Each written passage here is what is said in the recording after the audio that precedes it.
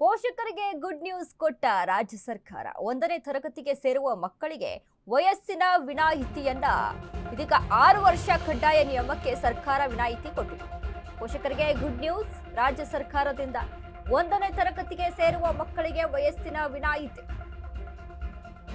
6 ವರ್ಷ ಕಡ್ಡಾಯ ನಿಯಮಕ್ಕೆ ಸರ್ಕಾರ ವಿನಾಯಿತಿ. 60 ದಿನಗಳ ವಿನಾಯಿತಿ ನೀಡಿದ ರಾಜ್ಯ ಸರ್ಕಾರ. 5 ವರ್ಷ 10 ತಿಂಗಳು ತುಂಬಿದ ಮಕ್ಕಳಿಗೂ ಪ್ರವೇಶ. LKG, UKG ಹಾಗೂ 1ನೇ ತರಗತಿ ಮಕ್ಕಳಿಗೆ ಅನ್ವಯ ಆಗುತ್ತೆ. 3 ವರ್ಷ 10 ತಿಂಗಳು ತುಂಬಿದವರಿಗೆ LKG ಪ್ರವೇಶ. ಸದನದಲ್ಲಿ ಶಿಕ್ಷಣ ಸಚಿವ ಮಧು ಬಂಗಾರಪ್ಪ ಘೋಷಣೆ ಮಾಡಿದ್ದಾರೆ.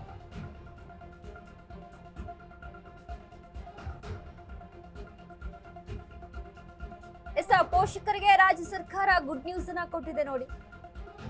ಯಾಕಂದ್ರೆ 6 ವರ್ಷ ಕಡ್ಡಾಯವಾಗಿತ್ತು 1ನೇ ತರಗತಿ ಸೇರ್ಬೇಕು ಅಂತ ಅಂದ್ರೆ ಮಕ್ಕಳಿಗೆ 6 ವರ್ಷ ಆಗಿರ್ಬೇಕು.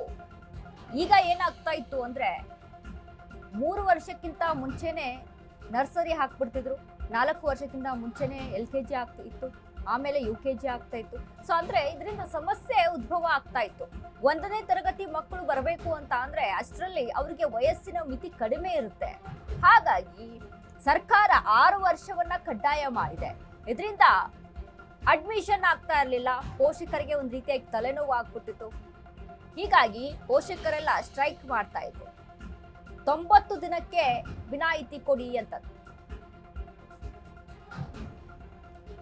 ಆದ್ರೆ ಸರ್ಕಾರ 60 ದಿನಗಳ ವಿನಾಯಿತಿ ನೀಡಿದೆ. 90 ದಿನಗಳ ವಿನಾಯಿತಿ ಕೊಡಿ ಅಂತ ಪೋಷಕರು ಪಟ್ಟನ್ನ ಹಿಡಿದಿದ್ರು. ಬಟ್ ಇಲ್ಲಿ ಸರ್ಕಾರ 60 ದಿನದ ವಿನಾಯಿತಿಯನ್ನ ಕೊಟ್ಟಿರುವಂತದ್ದು ಮಧು ಬಂಗಾರಪ್ಪ, ಶಿಕ್ಷಣ ಸಚಿವರಾದಂತಹ ಮಧು ಬಂಗಾರಪ್ಪ ಹೇಳಿದ್ದಾರೆ.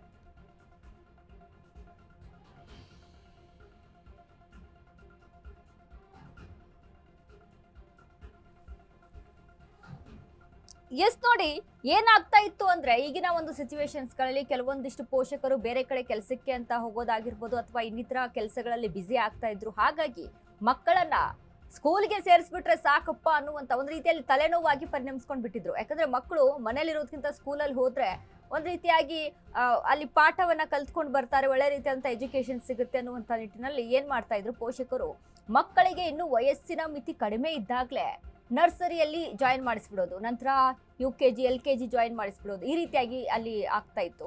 ಸೊ ಹಾಗಾಗಿ 1ನೇ ತರಗತಿ ಬರಬೇಕು ಅಂತ ಅಂದ್ರೆ 6 ವರ್ಷ ಕಡ್ಡಾಯವಾಗಿರ್ಬೇಕಿತ್ತು. ಬಟ್ ಅಲ್ಲಿ ವಯಸ್ಸಿನ ಮಿತಿ ಬದಲಾವಣೆ ಆಗುವ ಕಾರಣದಿಂದಾಗಿ ಅಡ್ಮಿಷನ್ ಆಗ್ತಾ ಇರಲಿಲ್ಲ. ಹೀಗಾಗಿ ಒಂದು ಕಡೆ ತಲೆನೋವಾಗಿ ಪರಿಣಮಿಸ್ಬಿಟ್ಟಿತ್ತು. ಸರ್ಕಾರಕ್ಕೆ ಮನವಿಯನ್ನ ಮಾಡ್ಕೊಂಡಿದ್ರು, 6 ವರ್ಷ ಕಡ್ಡಾಯ ಬೇಡ, 90 ದಿನಗಳ ಒಂದು ವಿನಾಯಿತಿಯನ್ನ ನೀಡಿ ಅಂತ. ಬಟ್ ಸರ್ಕಾರ ಇದೀಗ 60 ದಿನಗಳ ವಿನಾಯಿತಿಯನ್ನ ನೀಡಿದೆ.